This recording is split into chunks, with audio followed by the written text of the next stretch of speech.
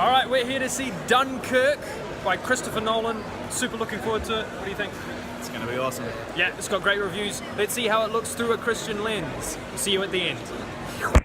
So if you're a little late for a movie, don't get something to eat, even if you're hungry.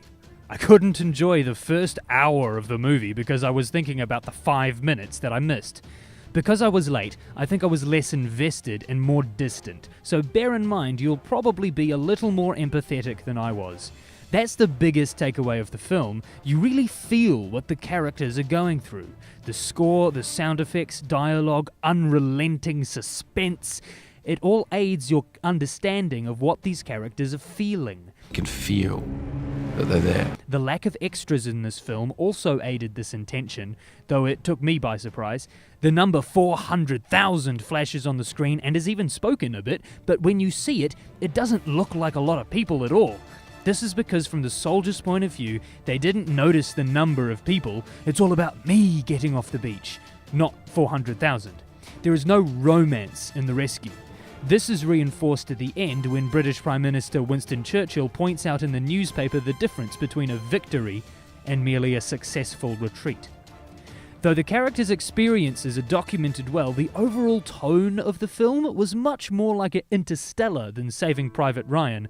I was surprised it was an IMAX, but we went to see it there anyway, and I think it didn't suit it. It was almost too beautiful. The sea was a lovely blue-green and the sky was clear. The environment and cinematography didn't match the story. This is one of the reasons I feel like it was a blockbuster more than it was a war film. Entertainment with a sense of the blockbuster. The second reason I think it wasn't a war film but was a blockbuster was the directorial style. It was so Nolan. And I love him, but I think it almost got in the way of the story. Hans Zimmer stole the show, and though his music is not melodic enough for my tastes, it certainly aided the suspense. And the sound designer should win an Oscar for Dunkirk. You can feel the bullets.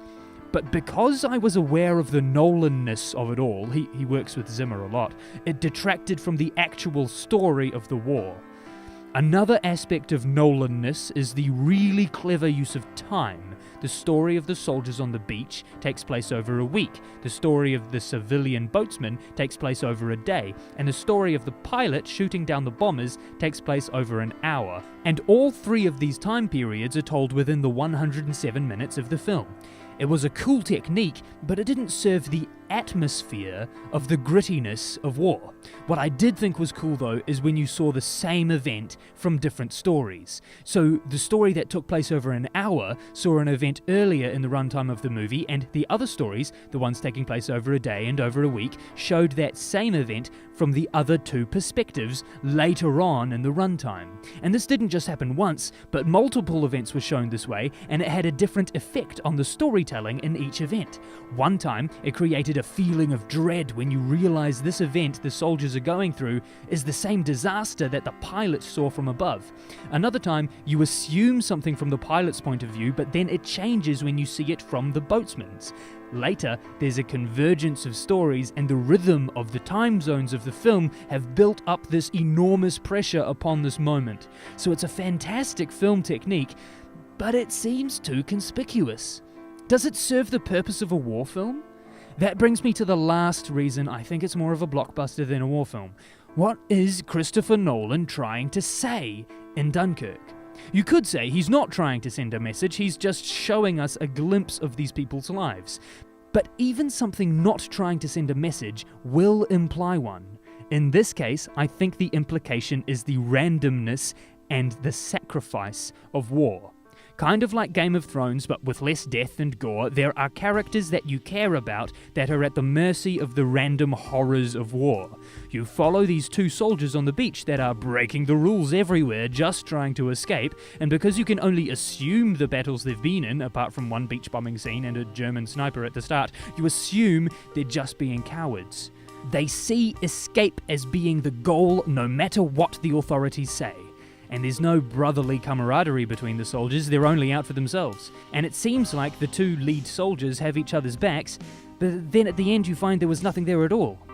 In this way, it's very much an anti-war film. The portrayal of humanity is bleak, which is either saying that humans at war are animalistic, or that humanity in general is evil. I'm almost certain it's the former, and I don't think it's the latter because of the heroized sacrifices made.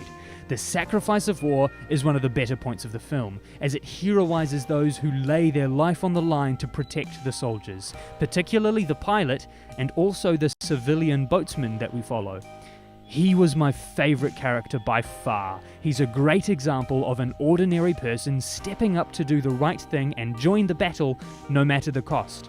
The cost is great and another example of the random evil of war, but we learn that the boatsman's motivation for participating is because his son went off to war first and didn't come back.